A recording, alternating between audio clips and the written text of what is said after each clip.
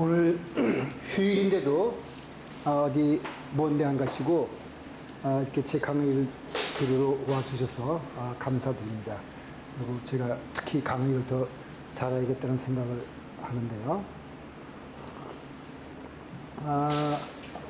사실 오늘의 강의가 제 강의 12번 중에 가장 핵심이 되는 그 강의입니다. 8정도인데 왜 핵심이 되는지는 이제 강의하면서 제가 말씀을 드리겠습니다. 우선 얘기를 고차에서 우리가 그러니까 불교라는 거는 내가 부처님의 가르침을 내가 몸으로 실천하면서 살아야 되는데 그 실천하면서 살지 않으면은 아무 소용 없습니다. 근데 그 실천하게 사는 걸 길을 이제 보통 두 가지를 말하는데요. 전체적으로 37조도품이라 그래가지고 초기 불교에서 37가지를 말하는데 그걸 대표로 뽑아놓으면 8정도가 되고 대승불교에서는 육바라밀이라고 합니다. 그래서 사실은 우리나라 불교가 육바라밀을 강조하는 대승불교니까 제가 그 대승불교가 부처님이 가르침을 더 적어도 제 입장에서 볼 때는 제 능력으로 볼 때는 더 잘 정리했다고 생각하면서도 여기서 8정도를 강의하는 이유가 있습니다. 그러면 우선 제가 제게는 8정도가 친숙하다 그랬는데 육바라밀을 보면 겁이 덜컥 나는 사람이 많아요. 제일 먼저 나는 건 보시지게 입력하니까 다들 참 하기 어려운 것부터 먼저 하라 그러는구나 하거든. 마지막에 정진, 선정, 지혜는 그래서 8정도에 나오는데 근데 이 8정도는 정견, 정사요, 정어, 정업하니까 늘 듣던 얘기거든요. 그래서 친숙한 게 있고 근데 그거보다 더 중요한 건 뭐냐면은 정념 때문입니다. 불교가 다른 종교하고 다른 거는 두 가지를 말할 수 있는데요. 이론적으로는 영기법입니다. 그 다음에 영기법을 이제 우리의 그 삶과 결부시켜서 이제 해설한 것이 사성제거든요. 그러니까 사성제는 영기법을 우리의 그 삶과 결부시켜 연결한 거라면 그것인데, 그 다음에 하나가 정념입니다. 어떻게 다른지는 이제 강의하면서 설명을 드리죠. 그래서 그 정념 때문에 가나선도 이제 그 선론에 가면은 정념을 이해해 주긴 하지만은 육바라밀 속에 구체적으로 이렇게 명시되어 있지 않기 때문에 제가 8정도를 택했습니다. 8정도에는 바로 마지막에 정정진, 정념, 정정하고 나오니까 정념 때문인데 그 정념이 뭔지 영국 출신의 아주 저명한 불교학자 에드워드 컨즈가 한 말을 한번 들어보게 하죠. 모든 반찬에는 소금이 필요하고 모두 국가 행정에는 수상이 참가하듯이 정념은 어디에나 필요한 것이다.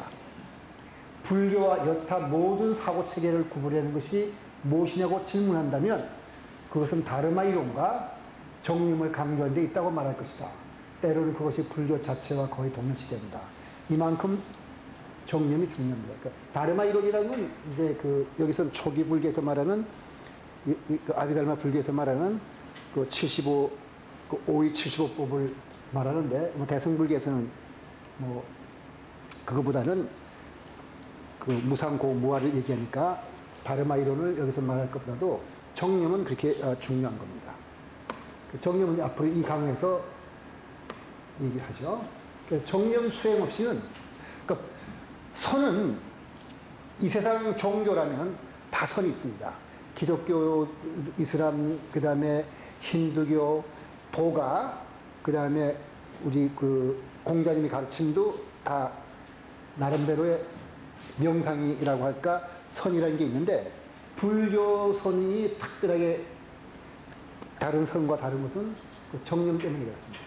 그래서 여기서 제가 육바라밀 대신에 8정도를 얘기하려고 합니다. 그래서 8정도가 뭔지에 대해서는 그냥 그 하나하나 설명을 드리겠습니다만은 그래도 그룹으로 묶어서 개정회의 세 가지 그룹으로 나눠서 제가 설명을 드리겠습니다. 여기서 나오는 것은 8가지, 그러니까 8정도니까 8가지 다 나올 테죠. 전부 다 쌍따니까야 제45푼 8절에 있는 겁니다. 그래서 줄여서 그냥 S45 8이라고 그러는데 여기에 있으니까 특별한 거 빼놓고 만일 그 경전에 어디에 근거해서 나왔느냐 하는 것을 말하지 않는다면 전부 다 45 8이라고 생각합니다. 여기에 하나하나 다 설명이 되어 있습니다. 그럼 우선 8정도 개정회를 8정도를 이렇게 나눕니다. 우리가 보통 개정이라고 말할 때는 일상생활 속에서 올바른 윤리 도덕적인 생활을 하고 그로 인해서 마음을 안정시키고 안정된 마음에 지혜가 나온다는 면에서 개정이라는 순서를 붙이는데 개는 바른 말과 바른 행동과 바른 생활, 그러니까 직업을 바로 갖고 올바른 생계수단을 우리가 정명이라고 그러고 정은 정정진, 올바른 수행, 올바른 어떤 뭐 생활이랄까 마음가짐까지 포함해서 몸과 마음 가진 것을 올바른 노력.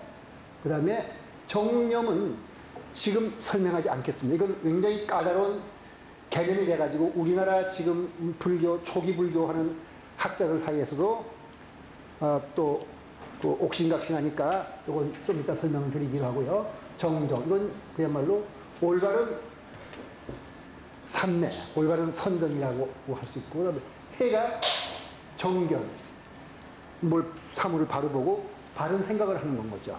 네, 이렇게 해서 세 가지로 그룹을 나눴습니다. 근데 가만 보면 좀 이상하죠? 개정해로 이어진 수행과 발정도 순서가 맞지 않죠. 발정도는 뭐냐면 정견, 정사요, 정어, 정업, 정명인데 해가 나중에 나가 있는데 발정도에서 앞에 나오거든요. 근데 우리가 아직 수행이 없어서 내가 뭘 제대로 사물을 볼 줄 모르는데 어떻게 바른 견해와 바른 생각을 먼저 할 수 있겠는가 하는 문제가 나옵니다. 근데 이거는 어떤 뜻이냐면 그때 우리가 첫 번째 강의에서 말씀드리기를 제가 불교는 신의 행정이라고 했습니다. 먼저 믿고 이해하고 그다음에 실천하고 증득하는 건데 일단 부처님의 말씀을 진리라고 받아들여야 됩니다. 그래야 그 다음 뭘 할 생각이 나죠. 그래서 해를 발정도에서 먼저 나오는 겁니다. 그래서 개정해와 발정도를 이제 우리가 하나하나 살펴보면 해를 정견이라고 했죠. 여기 쓴 대로 믿음이 없으면 계를 지킬 수가 없습니다. 그러나 계를 지키지 않고서는 올바른 선정에 들 수 없기 때문에 믿음을 어떤 기준으로서 부처님이 말씀하신 내용이 부처님이 보신 거가 이게 진리구나 하고 이게 여기서 말하는 정견은 일단 부처님이 보신 겁니다. 그 다음에 나중에 신의 행정이 증득해서 내가 얻어야 될 것도 이 정견이긴 하지만 일단은 내가 그걸 깨치지 못했지만 이 부처님 말씀이 옳고 부처님이 말씀하신 게 정사위는 조금 있다가 나오면 알겠지만 결국 탐진치에 물드는 생각을 하지 말라는 거니까 그렇게 살아야 되는구나 하고 일단 믿으라는 뜻입니다. 정견. 근데 정견 조금 이상하죠. 우리 보통 사람들이 생각할 때는 정견을 뭐라고 생각하냐면 그냥 우리 일상생활 속에서 옳고 그름을 판단하는 올바른 견해라고 생각하는데 맞는 말입니다. 맞는 말인데 그러한 것 중에 제일 마지막이 이겁니다. 아무리 일상생활 속에서 지혜롭게 우리가 판단해가지고 바로 산다 하더라도 이걸 모르면 소위 사성제를 모르면 그럼 올바른 불자라고 할 수 없다. 그래서 사성제를 알아서 우리가 이 첫 번째 강의에서 괴로움의 고성제란 말은 인생은 고다하는 거 생각하니까 염세주를 생각하는데 그게 아니고 아무도 고인 줄 모릅니다. 왜냐하면 우리가 업의 굴레에 맺혀서 살면서 내가 업에 갇혀있다는 걸 모르는 거거든요. 그 사실을 알아라. 아는데 우리가 물론 모르죠. 우리는 깨치지 않았으니까. 깨치지 않았으니까 일단 부처님이 그렇게 말씀하신 걸 듣고 아 우리가 업의 굴레에 갇혀서 나는 지금 살면서 기쁜 거 많잖아요. 재밌고 뭐 맛있는 거 먹으면 좋고 아 그렇지만 이게 사실은 업의 굴레에 갇혀서 내가 지금 궁극적으로는 괴로운 건데도 불구하고 괴로운 줄 모르고 이렇게 사는구나. 그러니까 이 삶을 다시 업의 굴레를 깨트리고 뭔가 올바른 그 열반의 경지, 소위 무의라고도 부르고 우리가 열반이라고 부르고 해탈이라고 부르는 그 경지에 가야지 하는 믿음을 내라는 뜻입니다. 그러니까 여기서 봐서 고성제, 집성제, 그다음에 멸성제, 그다음에 도성제. 도성제가 결국 이제 실천하는 방법으로서 8정도를 말씀드릴 텐데요. 그래서 이건 제가 말씀드린 대로 무엇이 바른 길인지 아는 것이 정견이지만 마지막으로 알아야 할 것은 연기법과 사성제인데 이건 그냥 추상적으로 말해서 일반적인 이치를 말하는 거고 이건 우리 삶과 결부시켜서 연기법을 해석한 거니까 이건 이론적으로 우리가 알아야 된다는 뜻입니다. 그래서 아무리 뛰어난 현자를 하더라도 연기법을 모르고 사성제를 모르면 그 사람의 지혜는 완전하다고 할 수 없는 것이 불교의 가르침입니다. 여기 이제 설명을 드린 거죠. 연기법이 사물의 산모습을 이론적으로 설명한 것이라면 사성제라는 이론으로서의 연기법을 현실 삶 속에서 어떻게 받아들이고 어떻게 우리가 살아가야 할 것인가 하는 실천적 본문이다. 그러니까 이것이 연기법이 이론, 그 다음에 그 이론을 실천하도록 설명한 것이 사성제라고 부르면 되겠습니다. 자, 사성제 가운데 첫 번째로 이해해야 할 명제는 물론 고성제죠. 그런데 고성제를 이해하는 것은 우리가 제일 강의 첫 번째 제가 여기서 고성제와 그 윤회에 대해서 말씀을 드렸는데 왜냐하면 불교를 오해하고 있기 때문에 그래서 했는데 사실 많은 사람들이 고성제를 염세주의로 오해하고 있기 때문에 이해하는 건 쉽지 않아요. 그래서 고성제는 염세주의가 아니고 첫 번째 강의에서 말씀드린 걸 여기 간략하게 줄여 말씀드리면 우리가 업의 굴레에 매여 있음을 가리키는 선언이다. 다시 말해서 우리 삶은 영화 매트릭스 속에서 기계들이 만들어 놓은 그 프로그램 속에 갇혀 있는 사람과 다를 바 없다. 지금 이거를 우리가 일단 믿지 않잖아요. 부처님이 이렇게 깨달아서 말씀하시니까 부처님이 이게 말씀하신 게 옳은가 보다. 그래서 근데 이 설을 받아들이더라도 그래 부처님 말씀을 믿어서 우리가 과연 업의 굴레에 갇혀서 이렇게 꼼짝 못한 삶을 살고 있구나 한다 하더라도 보통 사람들은 혼자임을 해결하기 힘든 문제나 괴로운 일을 겪고 괴로워하게 마련입니다. 그러면 일상생활 속에서 겪게 되는 괴로움에 대해서는 불교는 어떤 도움을 줄 수 있는지 설명을 해야 될 겁니다. 구체적인 설명은 우리가 그러니까 높은 사람 말고요. 아주 그 수행을 뭐 몇십 년 시간 선승이라든가 아니면 집중적으로 해가지고 깨친 분 말고 우리 같은 사람이 이렇게 그래서 어떻게 해서 도움을 얻는지 그거는 찾아보면은 여러 가지가 있는데 현대인들의 입맛에 맞게, 그러니까 하지만 여러분들이죠. 입맛에 맞게 설명할 수 있는 사람, 제가 찾아본 곳은 차드맹탄이기 때문에 다음 시간에 차드맹탄에 대한 이 설명한 얘기를 줄여서 하기로 하고요. 오늘은 차드맹탄 얘기는 하지 않고 그냥 일반적인 얘기로서 발정도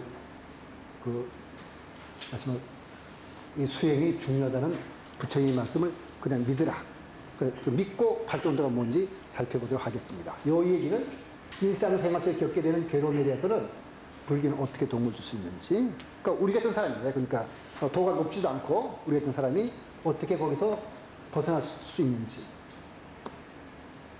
그 다음에 정사유, 그러니까 정견 조금 전에 말씀드린 대로 사성제를 아는 것이라면 정사유는 사람은 생각에 따라 행동을 하는 거죠.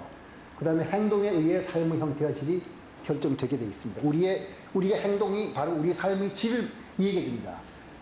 우리가 평소에 점잖고 고상한 얘기한다면 그 사람의 삶도 점잖고 고상한 거고, 거칠고 험악하면 삶 자체가 거칠고 험악한데, 그럼 올바른 생각이 무엇인지 부처님의 설법을 들어봅시다. 이것도 아까 말씀드린 대로 쌍육단니까야 45품 8절 얘기거든요. 바로 탐진치에서 벗어나는 거예요.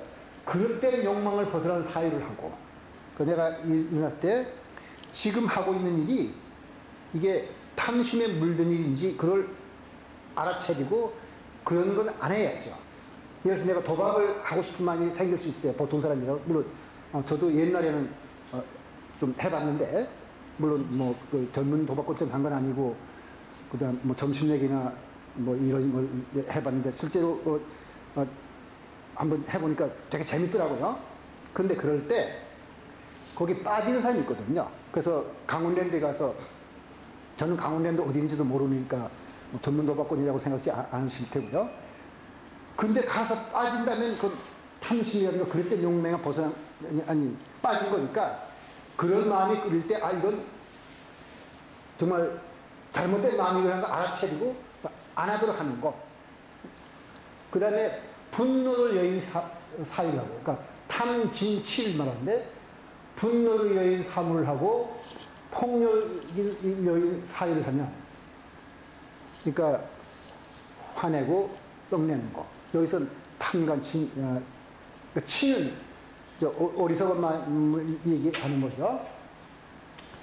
이것을 올바른 사유라고 한다. 그러니까 내가 그릇된 그 행동을 할 바탕이 되는 어떤 마음이 올라오면 그걸 알아채고, 그런 게 이렇게 아니고 내가 바르게 발전도를 수행하고 바르게 행동해야겠다는 생각을 하라는 얘기죠. 그래서 정사유가 무엇인지 이해하는 것은 그렇게 어렵지 않습니다. 그러니까 그릇된 욕망이란 감각적 쾌락을 찾는 마음을 말하고, 감각적 쾌락에서 벗어난 생각을 하고, 분노와 폭력을 여인 사유, 이것입니다. 그리고 이런 거는 우리가 이제 스스로 이성적인 사유에서 판단해가지고 내가 지금 정사유를 하는지 안 하는지 자체를 알 수 있으니까, 그런 게 나오면은 그 마음을 달래서 정사유를 하도록 하라는 것이 부처님의 말씀입니다. 근데 행동하지 않더라도 생각하는 것만으로도 우리의 성격과 행동은 크게 바뀌거든요. 그래서 이건 이제 그 구체적으로 심리학자가 이 얘기를 하는 것인데, 물질과 돈의 행동 관계에서 여기는 존 바거 교수가 뉴욕 대학에서 있은 실험이지만 지금은 예일 대학으로 옮겼습니다. 지금은 여러분들이 존 바거로 치면은 예일 대학 교수라는 걸 알 텐데, 이거는 하도 유명한 실험이 돼서 우리나라의 그 2011년에 생각에 관한 생각이라는 책 제목이 여기 빠졌는데, 생각에 관한 생각이라는 책이 있는데, 이걸 쓴 사람이 누구냐면 데니얼 커너만이라는 심리학자입니다. 근데 재밌게도 데니얼 커너만은 노벨 경제학상을 받은 사람이에요. 심리학자가 노벨 경제학상 받았다면은 참 이상하죠? 근데 이상할 거 없어요. 경제학이라는 게 우리의 마음을 바탕으로 경제 활동을 하는 거잖아요. 그러니까 우리가 경제 활동을 이러이러한 행동을 하는 그 심리적 근거가 뭔가를 밝힌 것이 데니얼 커너만이 돼가지고 경제학상을 받았는데, 이 사람이 얼마나 재밌는 실험이라면 자기 책에 그 존 바거 교수의 그 실험을 소개하겠습니다. 그래서 저도 재밌어서 이렇게 두 개를 가져왔는데, 먼저 우리 생각이 그게 중요합니다. 정사유라는 것이 18살부터 22살이니까 대학교 1학년부터 딱 그냥 4학년까지죠. 대학생들에게 단어를 이렇게 5개를 줬어요. 그래가지고 똑같은 그룹을 여기 한 50명, 여기 50명 이렇게 두고요. 여기는 인물이 다르니까 그냥 5개 주고, 사실은 이 사람들이 생각하고 있는 것은 단어는 중요하지 않아요. 그냥 아무렇게 주고 그 생각만 하게 하는 게 중요하거든요. 그래서 여기다 플로리다, 그룹 2는 플로리다, 포가풀, 볼드, 그레이, 링클이에요. 이게 무슨 뜻인지 알 테죠? 플로리다는 나이 든 사람이 은퇴해가지고 나 따뜻하니까 사는 곳. 포격불은 그 나이 든 사람이 건망증이 심한 거죠. 저도 옛날에는 젊었을 때 기억력이 좋고 머리가 좋다 그러는데 나이가 이제 70년대 보니까 깜빡깜빡 하니까 확실히 그 노인하고 관계 있는 걸 겁니다. 전 머리가 수치만한데 여기 보면 대머리예요. 약간은 볼 대머리죠. 그레이 뭐 머리가 저는 물들여서 지금 하얗지 않지만은 뭐 이게 그 흰머리하고 검으면서 그 그레이 우리는 그런 주름살 전부 노인과 관계 있는 단어예요. 노인이란 말은 없지만 노인과 관련된 단어를 이렇게 써놓은 거예요. 그래가지고 학생들한테 그냥 이거 가지고 문장을 만들어봐라. 문장 되든 안 되든 그런 생각 필요 없어요. 그냥 하여튼 이 학생들 열심히 플로리다 하고 포게트라고 볼드, 그레이, 링크라고 쓰는 거고 여기 뭐 스카이, 블루 뭐 등등 단어 가지고 그냥 생각을 하는 겁니다. 그랬더니 그래 놓고 나서는 학생들한테 말하지 않고 여기서 문장을 만든 학생들에게 아래쪽 사무실에 가도록 요청하고 가는데 걸릴 시간을 그러니까 아래쪽이란 말 저기 한 그 30m쯤 떨어졌어요. 멀지도 않아요. 30m쯤 떨어진 곳에 가서 저쪽 교실에 가서 당신 좀 앉으세요. 그러고 몰래 카메라 가지고 학생들 사진 딱 찍었어요. 놀랍게도 두 번째 그룹 노인과 관련된 단어를 가진 학생들 사진을 보면은 어깨가 탁 펴진 게 아니라 이렇게 돼가지고 걸어가는데 걸리는 시간도 그 30초 걸린 저기 그 30m 가는데 그렇게 시간이 많이 안 걸리거든요. 길어야 1분입니다. 근데 15초 이상 사이가 났어요. 그냥 스스로가 노인과 관련된 단어를 얘기했더니 노인이 돼버렸어요. 그룹 2 행동이 훨씬 느립니다. 제시된 단어가 노인의 행동과 관계가 있고 이것이 학생들의 행동에 영향을 준 겁니다. 여러분들이 항상 생각을 긍정적인 생각을 하고 밝은 생각을 하고 책을 읽는다 하더라도 멋있고 좋은 책을 읽는 것과 우울하고 기분 나쁘고 뭐 불쾌한 거하고는 이런 차이가 있는 겁니다. 그러니까 여러분들은 여러분의 가족을 여러분이 존귀한 존재라고 제가 말씀드렸고 여러분이 가족을 사랑한다면 남도 다 나만큼 존귀하지만 나랑 가까이 사람은 내 옆 사람입니다. 내 배우자, 내 자식, 내 부모, 내 형제한테 아까 말씀드린 대로 좋은 말, 고운 말 이런 말을 써줘야 그 사람이 머릿속에도 밝은 생각도 들고 활력이 나는 생활을 이것이 빗방울 한 방울 같이 작은 것 같지만 이것이 일생 동안 계속되어질 때 그 인생은 달라지는 겁니다. 그래서 이런 실험을 했고요. 근데 이게 이제 또 실험 하나 더 했어요. 어떻게 했냐면 똑같은 얘기죠. 요거는 아까 페이지 84니까 여러분들이 이제 흥미 있으면 찾아보면 되는데 똑같은 단어인데 이건 돈과 관련된 단어를 줬어요. 하이, 뭐 월급이 오른다든지 뭐 하이 포지션 하면 승진이라는 거잖아요. 뭐 어는 뭐 간단하지만 셀러리 월급이잖아요. 월급 많이 받는 것과 데스크도 뭐 하여튼 그 승진과 관련이 있겠죠. 그 다음에 페이, 돈과 관련 단어들. 이랬더니 사람이 확 달라져요. 실험자가 연필 한 묶음 떨어뜨리고 그 다음에 학생들을 조용히 관찰했습니다. 그냥 가다가 여기 이제 쓰라 그래 놓고는 가다가 연필이만큼 들고 가다가 일부러 어이쿠 하면서 떨어뜨린 거예요. 쫙 드시게.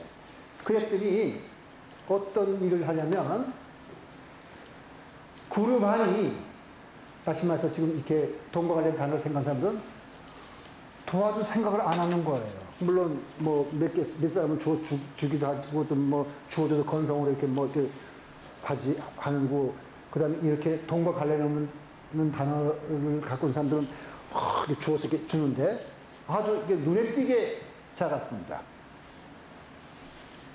어떤 사람은 아예 그냥 번쩍만 좋다고요. 그 다음에 또 하나가 있었는데, 여기는,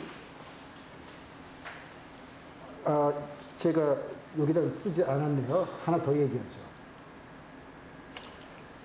또 하나는 뭐냐면은, 그 다음에 이 사람들한테, 그룹 하나한테, 자, 당신들이 이 실험이 끝난 다음에, 저기서, 처음 보는 사람들하고 이 얘기를 하도록 지금 누가 파트너가 올 테니까 파트너랑 이 얘기하도록 자리를 꾸며주세요 하고 딱 줬어요. 그랬더니 그룹 2는 대개 80에서 1m 정도를 의자를 띄워놔요. 요거가 처음 본 사람한테 이 얘기에 가장 다정하게 교감할 수 있는 거리입니다. 그러니까 우리가 사랑하는 연인이라 가까운 사람이라면 바짝 뭐 이마 붙이면서 소곤거리지만은 처음 본 사람한테는 이마 붙이고 소곤거릴 수 없잖아요. 좀 떨어져야 되는데 그때 너무 멀리 떨어지면 정도 안 가고 한 80cm, 1m거든요. 딱 그만큼 떨어놨어요. 여러분들 집에 가서 오늘 가서 식탁을 한번 재보십시오. 조금 좁다 싶은 거는 70에 75고 좀 멀다 싶은 것이 90cm 정도지 더 이상 아닙니다. 하여튼 그 정도가 가장 다정하게 얘기할 수 있는 거리인데 보통 사람들은 우리가 뭐 차가 없으니까 모를 거 아니에요. 그러니까 딱 그만큼 뛰어나요. 그런데 이 사람들 멀찌감치 뛰어나요. 귀찮다, 싫다요. 누구랑 하고 교감하고, 나 지금 돈하고 출세 얘기하는데, 그게 마음속에 들어있는 겁니다. 이만큼 띄워놓고, 그러니까 멀찌감치 떨어져서 교감할 그냥 필요한 말 있으면 그냥 하고 빨리 가. 이런 뜻입니다. 그런 게 마음속에 은근히 싹이 트어 있는 거죠. 그 다음에 그것 말고 더 있는데, 그것만 계속 얘기할 수 없으니까 다음으로 넘어가도록 하죠. 그 다음에 이제 제가 얘기했죠. 6강의 마지막에서 가필드처럼 무슨 일을 하든 정성껏 하여 현재 내가 하고 있는 일이 바로 내 일이라는 생각으로 해서 남의 인정을 받고 출세하는 것은 그럼 바람직하게 출세가 나쁜 건 아니에요. 그 출세하라고요. 하는데 출세에 집착을 해서 출세만 생각할 때 이제 나쁘다는 거가 되는 거죠. 그래서 부처님도 돈 버는 방법을 말씀하셨고 제가자에게 돈을 벌어 재투자를 하고 나와 남을 위해 돈을 쓰라고 하십니다. 돈 벌고 출세하는 게 나쁘다는 뜻이 아니라 집착을 하게 하는 것이 나쁘다는 뜻으로 말씀하는데 일을 잘한 결과 얻게 된 돈과 출세는 좋은 것이다. 그러나 돈과 출세만을 마음속에 담고 사는 사람의 마음은 얼마나 삭막할까. 이 얘기를 해보죠. 그래서 내와 자식이 출세라고 돈을 버는 건 좋은데 이 애가 균형이 있게 예의도 바르고 질서도 지키고 내 무슨 일을 하든지 가필드처럼 제 6강에서 제가 가필드를 강조했던 건 바로인데 무슨 일을 하든지 간에 그것을 내 일처럼 정성껏 하도록 아이를 가르치면 그 아이는 행복해질 겁니다. 근데 너는 다른 건 다 필요 없으니까 공부만 해. 그럼 네가 무슨 일을 하든지 부모는 만족하고 용서해 줄 테니까 시켜놓으면 그 아이는 이 존 바그 시름에 나오는 것 같은 것이 마음속에 계속 굳어져 가지고 사실은 출세하고 돈을 벌어도 그 돈을 향유할 줄도 모르고 출세해서 사실 높은 자리에 오르면 좋은 게 뭐냐면 남을 위해서 좋은 일을 하기 때문에 좋을 수 있는 거거든요. 그런 거 하지 않고 권력을 휘두르고 하다 보니까 남한테 미움받고 남한테 미움받아가지고 행복할 수가 없습니다. 바로 그걸 지금 우리가 생각해 보겠습니다. 그럼 개. 먼저 개가 왜 필요한지. 요거는 디가니까야. D는 디가니까야 네 번째 소나단다경에 나오는 건데 개를 통해서 청정해진 것이 반야이고 다시 말해서 개를 지키지 않으면 우리가 반야를 부르는 지혜를 싹 틀 수가 없습니다. 그러니까 윤리 도덕적으로 바른 생활을 해야 반야가 싹 트는 거고 반야에 청정해지는 것이 개다. 그러니까 개와 반야는 서로 돌고 도는 겁니다. 거의 연기법이죠, 그것도죠. 그러니까 개를 지키면서 반야가 청정해지고 반야가 청정해지면서 더 개를 잘 지켜야 되고 개가 있는 곳에 반야가 있고 반야가 있는 곳에 개가 있다. 이렇게 부처님이 말씀하셨거든요. 우리가 정말 맑고 깨끗한 지혜를 얻어서 행복해지려면 개를 지켜야 된다. 그래서 아까 쌍유다니까야 지금 여기 나오는 8정도권 전부 다 쌍유다니까야 45품의 8절에 나오는 건데 여기는 오품의 57절 계행의 경 수행승들이여 태양이 떠오를 때 그 전조가 되는 것은 바로 새벽이다. 수행승들이여 이와 같이 8가지 고귀한 발정도 길이 생겨날 때 그 성부자 전조가 되는 것은 바로 계행을 지키는 것이다. 그러니까 계행은 이만큼 중요하다고 부처님이 말씀하셨습니다. 그러니까 윤리도덕의 실천 없이 마음의 평온은 없고 마음의 평온 없이 지혜는 없습니다. 그래서 사물을 바라보는 지혜는 현세 행복을 위해서도 그 다음에 출세간의 행복을 위해서도 꽃과 죄를 덕목으로서 우리가 바른 생활을 하자. 그래서 부처님은 바른 말과 바른 행동 같은 고귀한 덕목들은 자신이 존귀한 존재인 줄 알고 자기를 살아갈 때 실천 것이라고 설했는데 바로 고설라 구강 파세나대한테 얘기하는 겁니다. 이건 여러 번 제가 내가 존귀한 존재인 줄 알라고 말씀드렸는데 대하며 어떤 사람이든 나쁜 행위를 하고 나쁜 말을 하며 나쁜 생각을 하면 그들은 자기 자신을 사랑스러운 사람으로 대하지 않는 것입니다. 만일 그들이 자기가 자신을 사랑스럽게 여긴다고 말하더라도 여전히 그들은 자신을 미워하는 사람처럼 대하는 것입니다. 왜냐하면 그들은 미워하는 사람이 서로에게 대하는 것처럼 자신에게 행하기 때문입니다. 따라서 그들은 자신을 미워하는 사람으로 대하고 있는 것입니다. 그러니까 우리가 바르게 살지 않으면 나를 미워하는 거예요. 바로 내가 존귀한 존재를 모르고 내가 존귀하고 사랑스러운 존재는 바르게 살아야죠. 생각과 말과 행동 모두가 다 그것은 지금 부처님이 말씀하신 거고요. 이건 뭐 같은 말이니까 생략을 하고 넘어가겠습니다. 그러니까 착한 말 하면 이제 또 반대로 자기를 존귀한 하시면서 그래서 우리가 잘못 이런 얘기를 하게 되면 사람들이 무한대 뭘 사랑하냐고 나를 하면 그건 아니죠. 과정으로서 나는 항상 여기서 나를 말하는데 이 과정으로서의 나는 비록 일시적이지만 이런 식으로 존재하는 거니까 불교가 무와 공을 말하는 것은 십자가라는 말이지 사랑할 자신이 없다거나 해야 할 가치가 있는 게 없다고 말하는 것은 결코 아닙니다. 과정으로서 나는 쭉 이어지면서 인과로 연결된 나는 이렇게 하나의 과정으로서 존재하고 있지 않습니까? 그래서 자기 자신을 귀한 존재로 여기고 자신을 사랑하며 품위 있게 행동하는 것은 이기심과는 다른 것이며 자신이 발전을 위해서 꼭 필요한 것이고 남을 위해서도 필요한 겁니다. 이것이 이제 부처님 말씀이고 정모. 이건 뭐 너무 이건 뭐 그냥 간단하게 넘어갔습니다. 팔정도에서 말하는 바른 말이 무엇인지 부처님이 구체적으로 설명하는데 거짓말을 하지 않고 이간질을 하지 않으며 욕설을 하지 않고 꾸며대는 말을 합니다. 소위 우리가 잘 쓰는 말이죠, 그죠? 네. 그다음에 제가 말씀드린 대로 연기법에서 말씀드린 대로 나를 만들기 위해서는 온 우주가 공을 들인 거잖아요. 140억 년 동안 그만큼 고귀한 존재거든요. 나도 고귀하고 남도 고귀하고. 그러니까 거짓말이나 분열 없는 말을 할 수는 없습니다.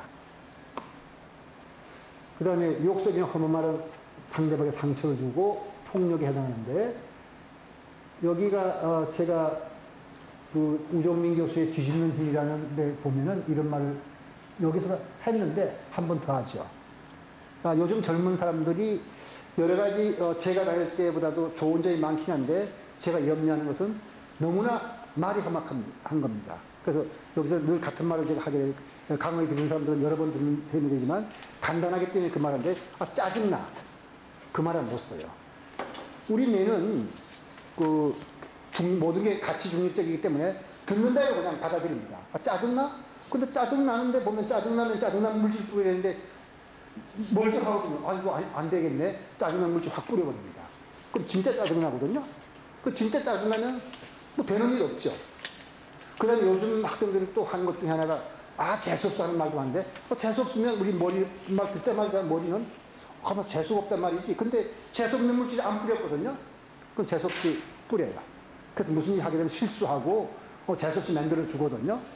말은 옛날 우리 선조들이 하는 말 중에 틀리면 입이 옥이라고 그러는데 항상 곱고 긍정적이고 바른 말을 써야 되는 것이 그런데 여기 재밌는 말, 굉장히 쉬운 말을 썼기 때문에 우정민 교수가 쓴 뒤집는 힘을 읽어보면 여기 썼잖아요. 뇌는 드는데 거기에 맞게 호르몬과 신경전달 물질 뿌리고 신경 회로를 재배합니다. 아, 나 자신 있어. 이건 내가 할 수 있어. 할 수 없는 상황이 있다 하더라도 뇌가 듣고서 자신 있는데 왜 회로를 그쪽으로 만들지 않았어? 회로를 재배하고 시너스를 연결하고 아주 거기에 맞는 신경전달 물질 뿌려서 용기를 북돋아주는 일을 하게 됩니다. 그러니까 말은 엄청나게 중요해서 옛날 우리 어른들이 한 말 틀린 말 없어요. 여기 쓴 대로 좋은 말이든 나쁜 말이 입버릇처럼 하는 말은 우리 자율신경계에 기록되고 우리 뇌는 들은 대로 실현하려 노력하기 때문에 써야 되는데 다음 시간에 제가 말씀드리겠지만은 그 뇌 과학자들이 이제 사진을 찍어본 결과 거기에 그 마티우 리카르 그 차르멘탄의 얘기가 나오는 건데 그 마티우 리카르는 이 자율신경 자체를 그냥 그 최선신경처럼 자유롭게 자기만큼 조절할 수 있게끔 그 능력이 생겼다는데 그 좌선에 의해서 나오는 거거든요. 그러니까 좌선을 해서 이 강의 마지막에 이 좌선일 거잖아요. 정정.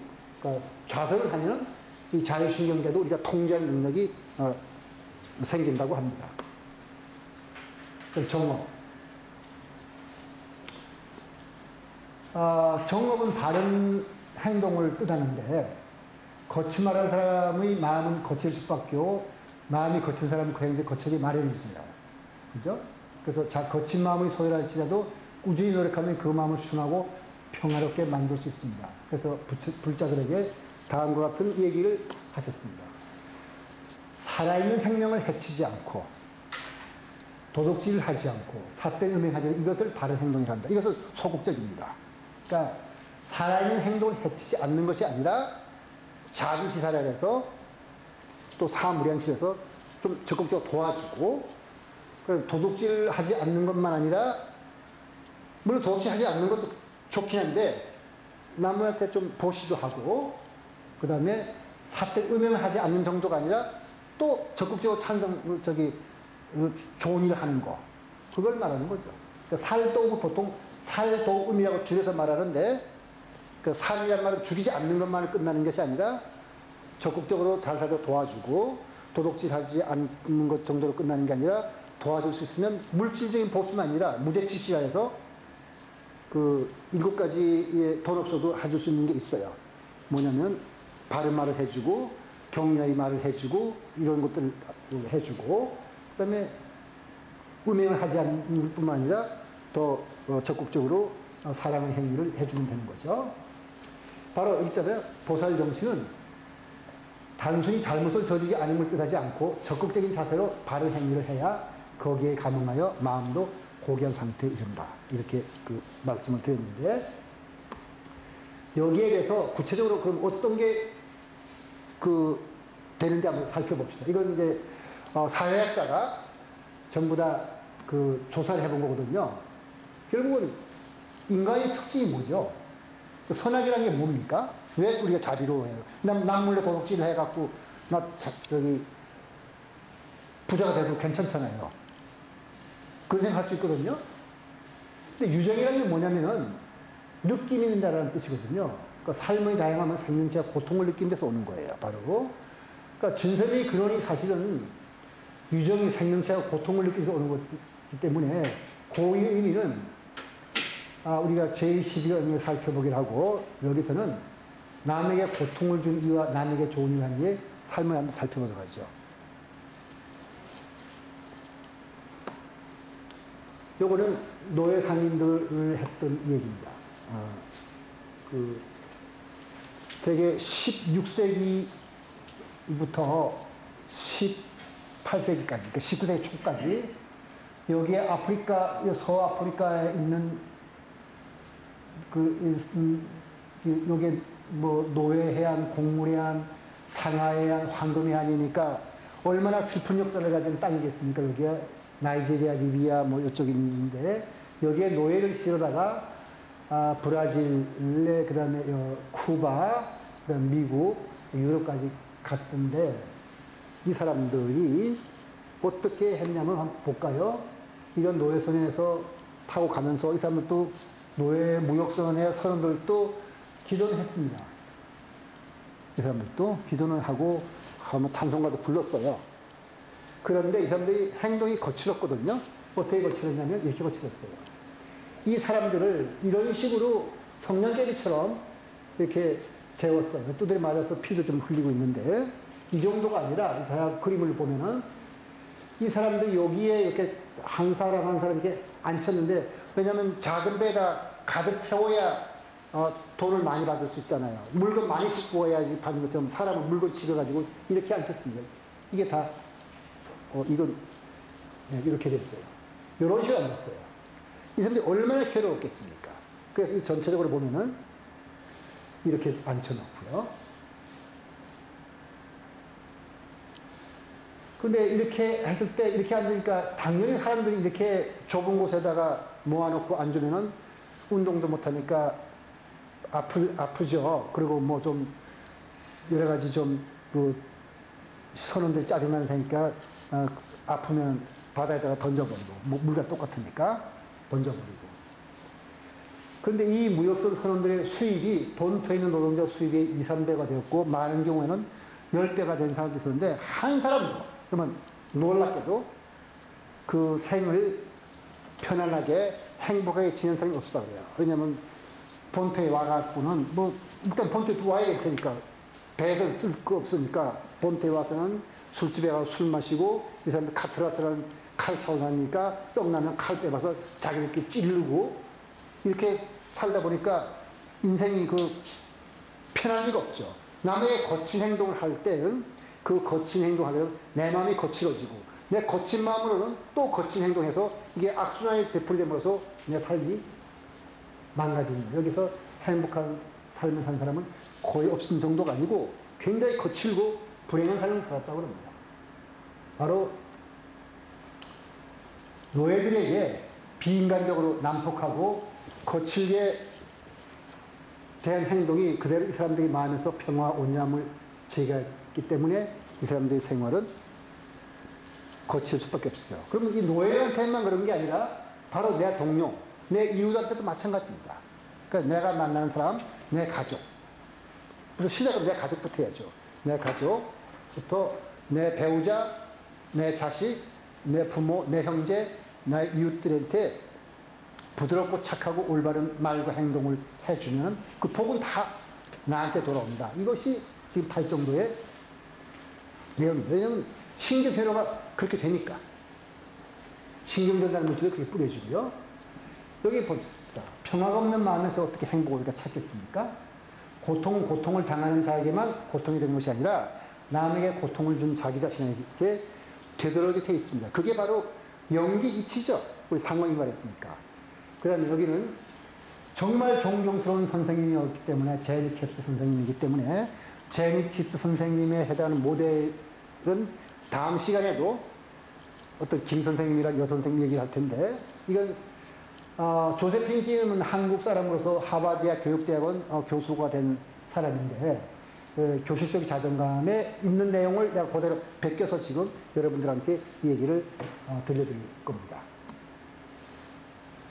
그러니까 쇠치열을 내뱉은 작은 말 한마디가 그냥 사람 말, 인생을 망가뜨릴 수도 있고 사람을 크게 살릴 수도 있는데 어떻게 했는지 한번 볼까요?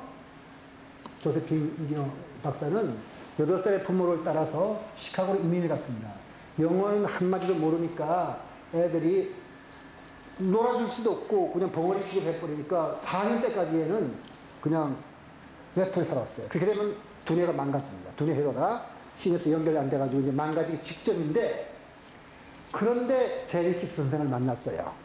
근데 4년 때였는데 선생님은 애를 다 따둑거리면서 얘가 영어를 못하니까 영한 사전 갖고 와서 그 한국말로 보고 네가 알고 싶은 말이 뭐냐고 찾아봐서 다 이렇게 뒤집어주고 제니 킵스 선생은 그 한국말 모르니까 그걸 찾아가지고 애한테 주면서 이 단어가 뭔지 영어로 설명해 줬어요. 그래갖고 그냥 맨날 과외하듯이 하다가 어느 날 낱말 열 문제를 제대로 풀었으니까 100점을 싹 써줘서 원더풀이하고 탁 써주면서 두드려 준 거야. 너 그렇게 뭐 말 한마디 못해가지고 벙어리 취급했는데 안 그렇다고 두드려 주니까 이때 이 김명아라 부르는 조세핀 김이 머릿속에서 신경회로가 갑자기 싹 바뀐 거예요. 그때 제가 이 강의에서 말씀드렸죠. 점수와 도노는 연결된 거라고. 그러니까 얘 아이한테 도노가 일어난 거예요. 일어나면서 6개월 만에 영어를 터득하고 듣고 말했대요. 그리고 얘가 그대로 공부해서 대학 교수가 됐는데 바로 그날 이후로 아이는 달라지기 시작했다. 6달 만에 영어를 익히고 교실에서 활발하게 발달시키게 되었다. 아이의 운명을 바꾼 건 선생이죠. 그런데 이 선생님이 한 말 있어요. 왜냐면 교육 시스템이 아무리 엉망이고 학부모가 엉망이어도 아이를 진심으로 돌봐주는 단 한 명의 어른만 있으면, 하지만 선생님이죠. 그 아이는 변합니다. 내 마음을 아프게 하고 자꾸 마음이 가는 아이에게 관심을 기울이는 단 한 명의 어린이 되어주라 하고 자기 제자들한테 이 얘기를 해준 겁니다. 나중에. 그러니까 조세핀 김이 대학 교수가 된 다음에. 그러면서 또 붙인 말이 있어요. 여기는 쓰지 않았는데 제니키 선생님은 그런 선생님이 된다면 그 선생은 얼마나 행복하겠어요, 본인이. 4시만 되면 자기 반 아이들 이름 하나하나를 외우면서 그 중에서 괴로워하고 사랑이 필요한 아이, 예를 들어서 그 흑인 아이들 같은 데 그런 사람이 많아요. 그러면 그 아이를 머릿속에 떠올리면서 그 아이를 위해서 한 사람 한 사람 기도를 해준답니다. 그렇게 해서 쭉 살아온 사람이라거든요. 그러면 그 아이의 조세핀 김이 이렇게 새로운 삶을 찾듯이 그 아이 인생이 바뀌는데 결국은 뭐냐면 그 복은 그 제니키 선생한테 갈 거예요. 그렇게 새벽에 3시에 일어나서 기도할 정도의 마음이라면 이 선생의 마음은 얼마나 맑고 깨끗하겠어요. 그리고 그 맑고 깨끗한 마음이 어떤 마음인지는 제가 다음 시간에 그 차드 멍탄 얘기를 할 때 그때 다시 한번 얘기하죠. 그러니까 조세핀 김한테 자존감이 없다가 이렇게 갑자기 팍 도노가 일어나면서 일어나는 건데 이 우리 인생에도 이런 일은 마음이 변화는 일어나도록 우리가 해야 될 겁니다. 그러니까 제니키 선생님이 바로 보살이죠. 그리고 이 보살 정신이 아이를 구했다고 해서 우리가 말의 힘을 제가 말씀드린 거고요. 이제 제니키 선생님은 교사가 얼마나 유대할 수 있는지를 보여줬는데 교사만 유대해 준 게 아니에요. 부모는 교사가 더 유대해 줄 수 있거든요. 바로 여러분 한번 신사임당과 율곡의 정기를 읽어보면은 그걸 알 수 있을 겁니다. 그 다음에 맹모 삼천지결 해가지고 맹자의 그 어머니도 있고요. 우리가 먼 데 가서 이런 일을 할 필요 없어요. 뭐 자원봉사 한다고 저 베트남도 가고 태국 물론 가면 좋은데 그래서 내 옆에 있는 사람부터 먼저 하세요. 그러면 돼요. 그거부터 안 하고 배우자한테는 이상하게 대하면서 밖에 나가서 잘하는 사람이 있는데 그건 뭐가 조금 잘못됐어요.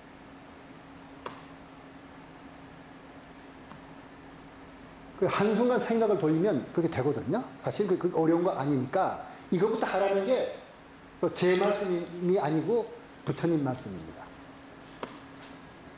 이것이 정화와 정업의 힘이고 바로 팔정도 수행의 힘인데 제니키 선생이 조세핀 킴을 통해서 그걸 보여줬다고 말할 수가 있겠죠. 그럼 정명, 이제 바른 생계 수단이죠.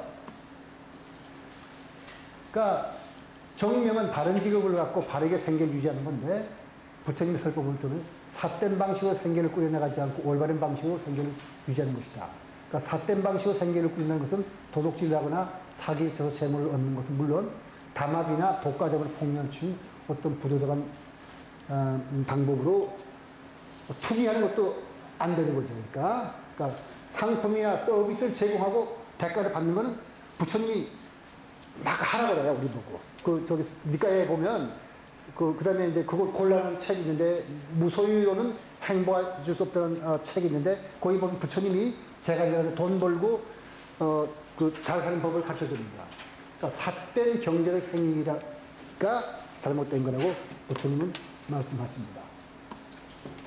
그래서 삿된 방식이 아니고 올바른 방식으로 생계를 유지하는 것이라고 할 수 있지만 부처님이 구체적으로 말씀하시는데 그 안구따라니까야 그 네 번째 경이 나오는데 고귀한 제자는 열정적인 노력으로 얻었고 팔의 힘으로 모았고 땀으로 획득했으며 법답고 법답게 얻은 재물로 자신을 행복하게 하고 만족하게 하고 바르게 행복을 지키도록 한다. 부모를 행복하고 돈을 벌어서 부모한테 잘해드리고 아내들과 아내와 하인과 일꾼들을 행복하게 하고 친구와 친척들을 행복하게 하고 그 다음에 그가 합리적으로 알맞게 재물로서 행하는 겁니다. 이렇게 돈을 벌어서 잘 쓰라고 했습니다. 그래서 재물을 얻는 것이 행복을 위한 것이라면 인성과 도덕성이 잃지 않고 정당한 방법으로 재물을 모아서 잘 쓰는 건 좋다 이런 뜻입니다. 그 다음에 이번에 한번 재물을 모으기 전에는 의협심도 있고 인정이 있던 사람도 부당한 방법으로 재물을 얻는 성공하면 그는 재물의 노예가 되고 더욱 많은 재물을 모으기 위해 그는 더욱 부도덕한 일을 하게 되고 그 전에 갖고 있던 의협심과 인정도 사라지고 그 인성과 도덕심은 결국 마비되는데 그 예를 제가 이 강의를 준비하면서 두 사람한테 찾았어요. 누구냐면 여기가 대전이네요. 바로 공주에 있던 사람인데 대전의 땅을 사서 재산이 10,000배로 불어납니다. 그러니까 1원짜리 땅이 그 1전에 샀어요. 1전짜리 땅이 100원이 됐으니까 10,000배가 됐죠. 그게 공주갑부 김갑순과 남강 그 평안도 이승훈 선생이 바로 여기에 해당하는 분들인데 공주갑부 김갑수는 그 얘기를 들어보면 굉장히 성실하고 의협심이 있었답니다. 이분이 이제 그 노예, 그 관노의 그 자식이 돼가지고 뭔가 조상이 죄를 지었다 보죠. 그런데 원래 그 사또의 그 침실이나 이런 걸 봐줄 때 너무 성실하다 보니까 사또가 이걸 굉장히 아꼈는데 마침 어떤 여자가 그 깡패들한테 끌려가는 걸 보고서 의협심에 이기지 못해서 그냥 거의 목숨을 걸다시피 하고 싸워서 깡패를 쫓아버리고 구해줬어요. 구해줘서 그 여자하고 의연한매를 맺고 그 여자는 저 사또의 소실로 들어가다 보니까 자기를 도와준 사람을 아전으로 채용을 하게 되죠. 그 아전으로 이제 일을 하는데 그래서 굉장히 성실하게 일을 해요. 근데 어느 날 보니까 늑수이라는 사람이 사또를 만나러 왔는데 그냥 굉장히 풀이 죽어서 돌아가길래 무슨 사연이냐 물었더니 사실은 자기가 이 사또하고 같은 그 동문서학한 친구인데 관이란 딸이 있어서 지금 결혼시키려고 그러는데 뭐 돈도 없고 그래서 사또한테 돈 좀 빌리러 왔는데 그게 안 줘서 그냥 간다고 하는 말 듣고 아들들은 다 돈이 있으니까 또 의협심이 생겨서 그냥 그래서 되겠냐고 하면서 한 보따리 그 나귀에다가 실어서 이걸 쓰고 나중에 그 돈 생기면 갚으라고 했대요. 그랬더니 그 사람이 갔는데 4년 뒤에 갑자기 이제 아까 사또한테 잘 보였기 때문에 이제 면천해가지고 이 사람이 아전됐으니까 이제 저기 노예는 아니거든요. 갑자기 서울서 부르는 거예요. 그것도 가봤더니 자기가 도와줬던 그 사람이 탁지부 대신이 됐습니다. 탁지부는 지금이면 호조니까 재무부거든요. 재무장관이 오니 그냥 재무부 장관 된 거예요. 그러니까 이 사람을 봉세관이라는 요새로 치면 그 세무서 그냥 세무서장 같은 자리를 하나 줬습니다. 그러니까 돈 벌죠. 그런데 그때부터 이제 돈을 벌고 재미가 붙었죠. 재물 모으기 전에 의협심이 됐고 인정도 있었어요, 분명히. 근데 부당한 방법이랑은 딴 게 아니고, 그다음에 이제 우리나라가 일제 함락이 되면서 이 사람 군수까지 했으니까, 공주 근처에 있는 어떤 군수까지 했으니까, 당연하게 무슨 앞으로 개발 계획 같은 거 알았을 거 아니에요. 개발 계획은 딴 게 아니고 바로 경부선 열차가 대전으로 가는 겁니다. 그러니까 대전의 땅을 그냥 그 당시 대전은 그냥 여기가 대전인데 공주가 중심이고 여기는 그냥 아무것도 아니었거든요. 그러니까 그 땅을 뭐 단위가 뭔지 모르겠지만 한 평이라고 치면 1전씩 샀는데 이게 한 10년, 15년 사이에 10,000배가 된 거예요. 10,000배란 말이 얼마죠? 여러분들이 1억을 갖고 있다면, 아니 1억이 아니라 100만 원 갖고 있다면 10,000배면 100억이 100만 원 갖고 있던 사람이 100만 원이 100억 되면은 부자가 되겠어, 안 되겠어요? 그렇게 부자가 됐어요. 되고 나니까 심성이 망가져요. 그다음부터. 그 전까지는 정말 성실했고 인정도 있고 의욕심도 있었는데 망가져가지고 이제 뭐 여러분들 알죠? 뭐 그 책이나 드라마 같은데 가끔 나와서 하는데 거기서 희화시켰었는데 그렇게 웃기는 사람은 아니고 본래 이렇게 의욕심도 있고 인정이 있었어요. 그리고 나중에 이 사람이 반민특위에 이제 친일파가 됐으니까 반민특위에 가서 곤욕을 치르게 되는데 그때도 또 풀려납니다. 왜 풀려났냐면 반민특위에 있던 사람이 소작인의 아들인데 이 사람이 그 인정 있는 사람이니까 아마 소작인들한테 따뜻하게 인간적으로 대해줬던 모양이죠. 그러니까 풀려났어요. 풀려났는데도 세상에 남아있지도 않고 다 어디를 가버렸고 지금 드라마나 소설에 보면 이 사람 아주 굉장히 이상한 사람으로 그리잖아요. 근데 이게 결국은 간단하게 땀을 흘려 세상을 모은 게 아니기 때문에 이렇게 생긴 겁니다. 그런데 거기에 남랑 이승문 선생은 소위 오산학교를 세운 사람입니다. 이 사람 보부상으로 돈 벌었거든요. 등진장수에서. 그 돈을 벌어가지고 차곡차곡 뭐 돈을 벌었는데 그렇게 자기 힘으로 부처님 말씀하는데 발등에 힘을 줘서 벌었으니까 세상이 아까워요. 어떻게 보람이 있게 쓸까 할 때 마침 도산 안창호 선생의 연설을 듣고 이게 재산이라고 가져다가 나 잘 먹고 잘 살고 하는 게 쓰는 게 아니구나 하고 깨닫고 학교를 세워서 소위 국민 교육을 시키고 민족 정신을 고취시키고 본인은 3.1운동 대표로서 기독교 대표로서 나갔죠. 정확하게 그 3인 중에서 기독교가 16명입니다. 그 다음에 그 천도교가 15이고 불교가 2명이에요. 그리고 뭐 옥신각신할 때 뭐 예를 들어서 뭐 천도교 손병희가 대표가 되느냐 기독교 대표 이런 거가 싸울 때 이건 죽고 가는 순서 정하는 거니까 그러니까 싸우지 맙시다 하고 손병희한테 양보를 한 사람으로서 아마 이 사람은 앞으로 두고두고 대한민국이라는 나라가 있을 때마다 이 사람의 이름은 전해질 겁니다. 그 성품은 이 사람도 굉장히 좋았던 사람입니다. 여기 보다시피 그 여자가 끌려가는 걸 요새 우리나라 여자가 끌려갈 때 깡패가 끌고 갈 때 쫓아가서 싸워줄 남자가 어디 있어요. 그리고 돈 없어서 딸 시집 못 보낸다고 해서 나중에 갚으라면서 재산 한 재산 띄워주는 사람이 어디 있습니까? 근데 그런 사람인데도 불구하고 불안하게 돈 모르니까 심성이 그렇게 망가지는 겁니다. 네. 요게 조금 더 하죠.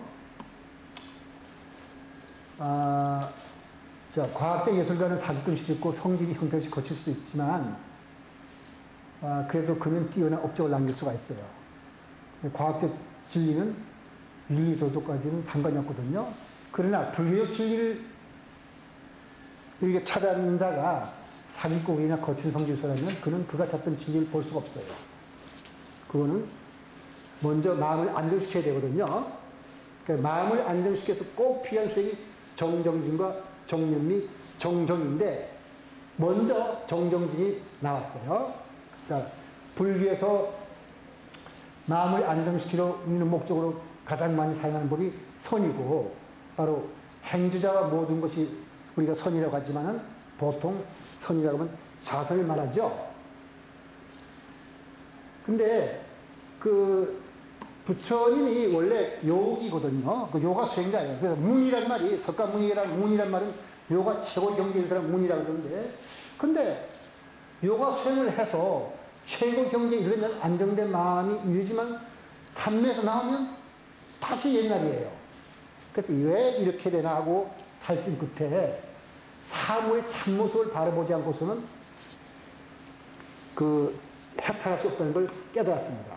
그래서 영원한 행복이란 깊은 산매의 평화롭고 안정 상태의 산매에 드는 것이 아니라 바로 궁극적 진리를 깨치는 것, 사물 참모습을 있는 그대로 보는 것을 깨닫고 그걸 보기 시작합니다. 그걸 보는 것이 뭐냐면은 그 독특한 수행법을 개발했는데 그 수행법이 정념이에요. 정념은 이제 쉬웠다고 얘기가 있지만은 여기서 삼매진다는 점에서 요가 수행법이나 부처님의 수행법이 다를 법 없지만 부처님의 수행법은 일반 요가의 수행법 다른 점은 사물의 참모습을 관하는 데 있습니다. 근데 관이란 사물의 본질이 있는 것을 이제 쭉 읽고 이제 좀 쉴 텐데 그대로의 모습을 보는 것인데 그러기 위해서는 반드시 마음이 깨어 있어야 되죠. 근데 항상 깨어 있는 상태를 유지하는 것은 간단한 일이 아닙니다. 근데 마음을 항상 깨어 있는 상태를 유지하는 방법이 정념 수행이거든요. 그래서 정념 수행은 불교문이 갖고 있는 독특한 수행법이지만 다른 수행이 없이 정념만 수행인 것은 별다른 의미가 없어요. 그러니까 정정진, 정념, 정정은 서로 연결되어 있기 때문에 이걸 함께 해야 되는 건데 먼저 정정진 보죠. 정정진은 올바른 노력, 올바른 용기를 말하는데 이 올바른 용기라는 것이 뭐냐면 바로 계획을 지키기 위해서 필요한 덕목으로서 소위 올바른 노력, 올바른 용기는 올바른 생각, 올바른 말, 올바른 행위 등을 실천하기 위해서 필요한 덕목으로서 우리가 소위 네 가지 노력이 있어가지고 사정근이라고 하는데 여기 들어봅시다. 뭐라 하냐면 수행성이 아직 일어나지 않은 악하고 불근전한 것은 생각하지 않도록 의욕을 일으켜 정진하고 힘을 내고 마음을 다잡아쓰고 그 다음에 이미 일어난 악하고 불근전한 것들은 버리도록 노력하고 그 다음에 이제 일어나지 않은 유익한 상태는 일어나도록 좋은 덕목은 내가 끄집어내서 그런 마음을 갖도록 노력하고 이미 일어나고 유익한 건전한 상태는 그것이 사라지지 않도록 증장시키고 충만하게 하고 닦아서 성취하기 위해서 의욕을 이렇게 정진하고 힘을 내고 마음을 다잡고 애를 쓴다면 이걸 정진한다. 다시 말해서 착한 거는 이미 일어나는 거 있으면 그건 지키고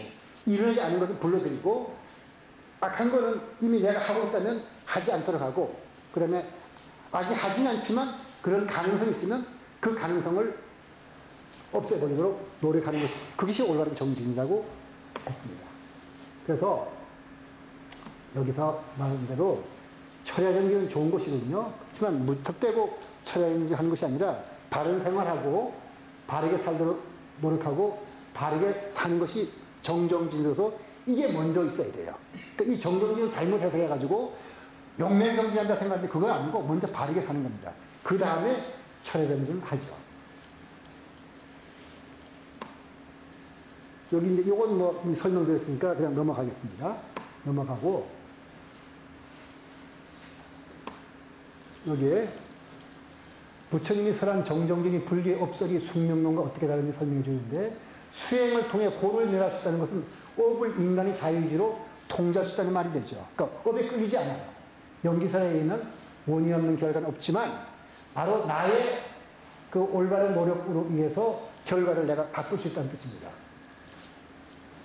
그래서 그걸 바로 그러니까 부처님의 가르침을 우리가 믿고 받아들여 정사이라고 정어와 정업을 실천하고 바른 삶을 할지라도 그것이 일순간 일로 그쳤으면 안 된다는 것이 부처님이 말씀하셔서 바로 정정진이 생활 속에 불법 수행을 뜻하는 거가 되죠.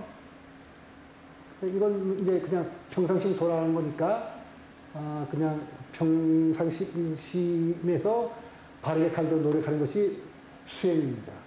그래서 깨어있는 상태가 중요한데 항상 자기가 하는 일을 살피는 거니까 사람이 무슨 일을 할지 선택할 수 있고 또 그 일을 어떻게 할지 기획할 수가 있어요. 깨어있어야.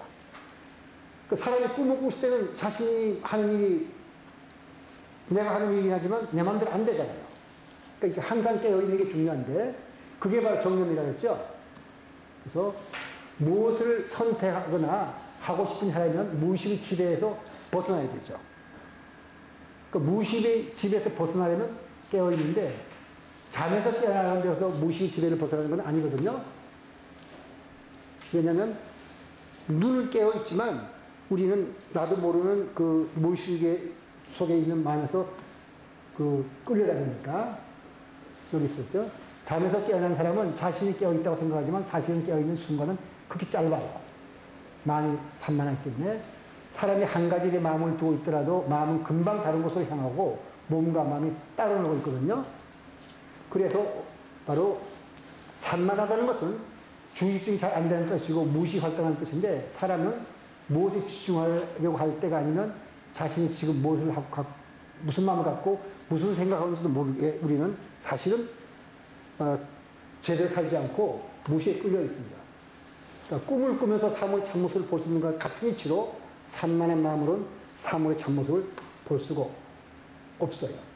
그래서 여기 쓴 대로 사물의 참모습을 보려면 한 가지 대상에 마음을 집중해야 된다. 그러나 산만한 마음은 순간순간 빠르게 대상을 바꾸고 변하기 때문에 그 한 가지 사물에 주의를 집중할 수 없어요.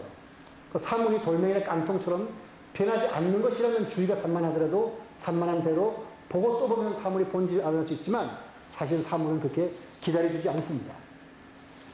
그때 말씀드린 대로 세상에는 어떤 것이랑 없다 했잖아요. 우주에는 물체와 과정이 존재하는 것이고 그냥 어떤 빠른 과정과 느린 과정이 있을 뿐이에요.